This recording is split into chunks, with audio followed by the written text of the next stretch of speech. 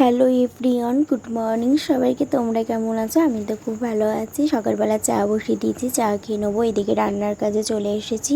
একদিকে ভাত হচ্ছে, একদিকে চুনো মাছটা ভেজে নিচ্ছি। চুনো মাছটা ভেজে তারপরে একটুখানি কালো জিরে ফোড়ন আর পেঁয়াজটা দিয়ে দিয়েছি। দিয়ে নাড়াচাড়া করে তারপরে একটুখানি টমেটো দিয়ে দেবো আর নুন আর একটু হলুদ দেবো। আজকে জিরে গুঁড়ো দেবো না, বেশি টিচ করবো না, কেন কারো শরীর ভালো নেই। একটুখানি কারি কারি টাইপের করবো।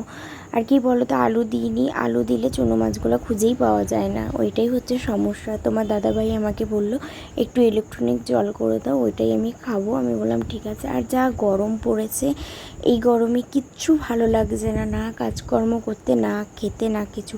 কিন্তু কি বলো তো, এটাই তো মেয়েদের জীবন, কাজকর্ম করতেই হবে, এটা তো স্বাভাবিক কথা। ওই জন্য কাজকর্ম করে রান্নাবাড়ি করে নিয়েছি, সব কিছু সারা হয়ে গেছে। এরপরে স্নানে যাব, স্নান করব। তারপরে তোমার দাদাভাইকে দিয়ে দিলাম। আমার ফ্রেশটা দেখো কি কন্ডিশন। তো তারপরে এসে একটুখানি ময়েশ্চারাইজার লাগিয়ে নিচ্ছি। লাগিয়ে নেওয়ার পর লাঞ্চে চলে যাব। তারপরে কালকে আমাদের একটা জায়গায় যাওয়ার কথা আছে, সেখানে কাজের জন্য যেতে হবে। তো এই দেখো পরের দিন বেরিয়ে পড়েছি।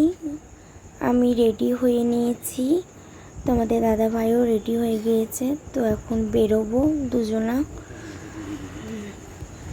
এরকম রাস্তায় এখন বেরিয়ে পড়েছি, টোটো ধরবো। এই সকালবেলা টোটো পাওয়া খুব মুশকিলের ব্যাপার।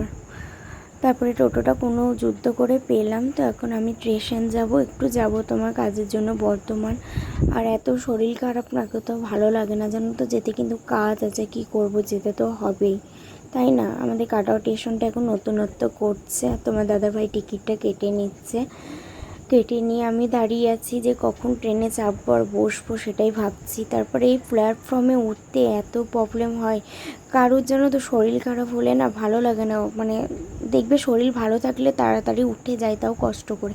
কিন্তু শরীর খারাপ থাকলে ঢিকির ঢিকির করে উঠতে হয়, এত বোরিং লাগে বলার কথা নেই। তারপরে ট্রেনের মধ্যে তো জায়গাও পাচ্ছি না, একটা আপাতত জায়গা পেলাম, তো বসি। তারপরে ট্রেনে এত শরীর খারাপ হয়ে গিয়েছিলো আমার, তোমাদের দাদাভাই খুব টেনশনে পড়ে গেছিলো যে কি হবে কি হবে।